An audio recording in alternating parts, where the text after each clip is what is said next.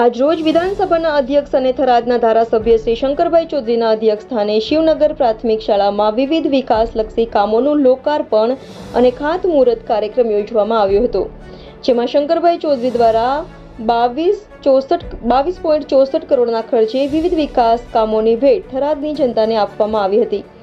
મુખ્યત્વે ગુજરાત રાજ્ય સરકાર દ્વારા ફાયર સર્વિસ દ્વારા થરાદ નગરપાલિકાને 92 લાખના ખર્ચે એક high pressure mini fire fighter ફાળવવામાં આવેલ, જેનું આજ રોજ અધ્યક્ષશ્રીના વરદ હસ્તે લીલી ઝંડી આપી લોકાર્પણ કરવામાં આવ્યું હતું।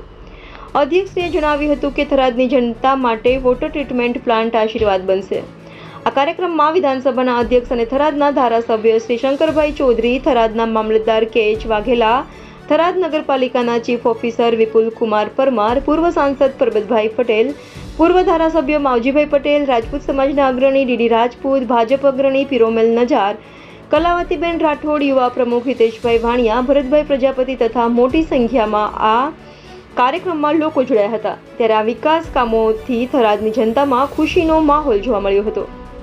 રિપોર્ટર નગીન સુંદેશા સાથે ઇન્ડિયા 24 ન્યૂઝ ડીસા।